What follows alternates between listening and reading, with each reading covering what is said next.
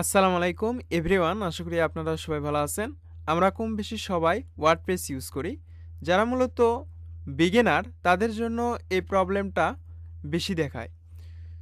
So আপনারা এখানে যে নোটিফিকেশনটা দেখতে পারতেছেন, the uploaded file exceed the upload maximum file size directive in PHP.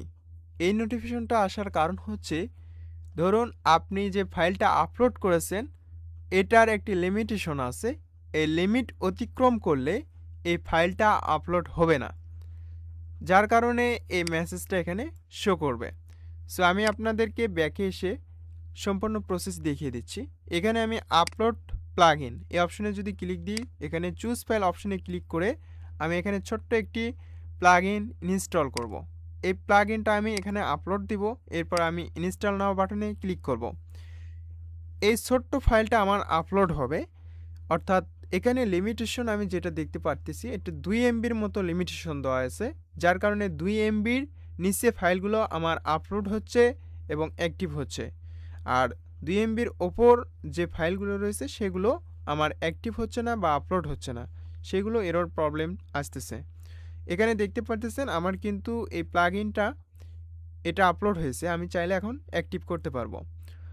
এখন আমি আপনাদেরকে একটি বিগ ফাইল আপলোড করে দেখাবো, যেটা 5 এমবির মতো। এই ফাইলটা যখন আমি আপলোড দিব তখন দেখুন ওই রকম নোটিফিকেশনটা এখানে শো করবে।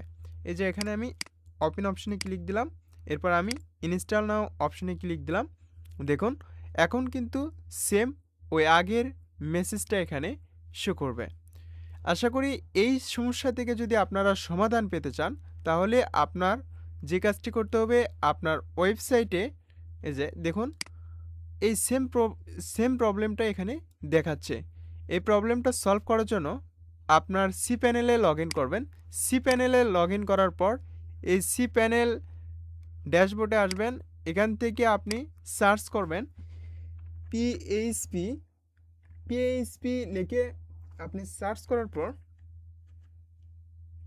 এই যে এখানে দেখতে পারতেছেন multi PHP in editor, just এখানে আপনি ক্লিক করবেন।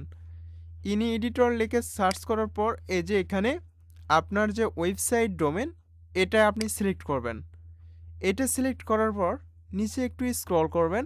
স্ক্রল করার পর এখানে আপনার এই যে ম্যাক্সিমাম ফাইল সাইজ অর্থাৎ সাইজ আপলোড ফাইল, এখানে আমার 2 এমবি, অর্থাৎ এটা 2 এমবি লিমিটেশনের জন্য আমি যে ফাইলটা আপলোড করতেছি সেটা আপলোড হচ্ছে না। শুধুমাত্র 2 এমবির নিচে যে ফাইলগুলো রয়েছে সেগুলোই আমার আপলোড হবে। 2 এমবির ওপরে গেলে সে ফাইলগুলো আপলোড হবে না। সো এখানে আপনি ইচ্ছে মতো ফাইল আপলোড, এখানে আমি 2 এমবির জায়গায় আমি এখানে দিয়ে দেবো 2000 এমবি বা 200 এমবি। এখানে যদি আমি 200 এমবিও দিই, দেখুন দেওয়ার পর এখানে আমি অ্যাপ্লাই বাটনে ক্লিক দেব। এখন যদি সেম আমি আগের অবস্থায় এসে এখানে যদি আবার প্লাগইন আপলোড করি, তাহলে দেখতে পারবেন আমার প্লাগইনটা আপলোড হবে। এই যে অ্যাড প্লাগইন অপশনে ক্লিক করার পর আমি সেম আগের যে প্লাগইন রয়েছে সেটা আমি আবারও আপলোড করব। এই যে প্লাগইনটা আমি তখন আপলোড করেছিলাম, এই প্লাগইনের এমবির সাইজ ছিল 3 এমবি, যার কারণে আপলোড হয়নি। এখন আমরা দেখব যে এটা আপলোড হয় কি না। এই যে এখানে আমি আপলোড দিলাম, এরপর ইনস্টল নাও বাটনে ক্লিক দিলাম। এখন ফাইনালি রেজাল্টের অপেক্ষায় আমরা দেখব যে আসলে কাজ করে কিনা। এই যে দেখুন এখন কিন্তু ফাইলটা আপলোড হয়েছে, অর্থাৎ আপনারা বুঝতে পারলেন যে কিভাবে এই সমস্যাটা আপনারা সলভ করবেন। অর্থাৎ এখানে যে এমবির লিমিটেশন দেওয়া থাকবে এটা আপনারা ইচ্ছা মতো করে এখানে এমবির সাইজটা দিয়ে দেবেন, অর্থাৎ লিমিট আপনাকে অতিক্রম করতে হবে।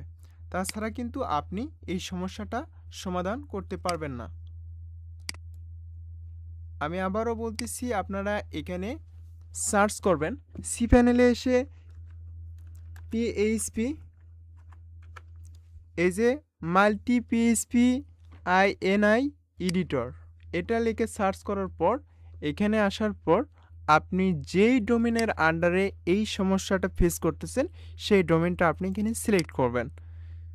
এইখানে সিলেক্ট করার পর এইখান থেকে আপনি এমবির সাইজ, মেমোরি লিমিটেশন সব কিছুই আপনি এখান থেকে দেখতে পারবেন। এখানে এসে জাস্ট এই ম্যাক্সিমাম সাইজটা আপনি এখানে আপনার ইচ্ছা মতো দিয়ে আপনি অ্যাপ্লাই বাটনে ক্লিক করে দেবেন, তাহলে আপনার কাজ শেষ। এরপরে আপনি আপনার ইচ্ছা মতো ফাইল প্লাগইন আপলোড করবেন, কোনো প্রকার সমস্যা হবে না। আশা করি আপনারা এই ভিডিওটি দেখে কত পার্সেন্ট উপকৃত হলেন তা অবশ্যই কমেন্টে জানাবেন। ভিডিওটি সম্পূর্ণ দেখার জন্য আপনাদেরকে অসংখ্য ধন্যবাদ।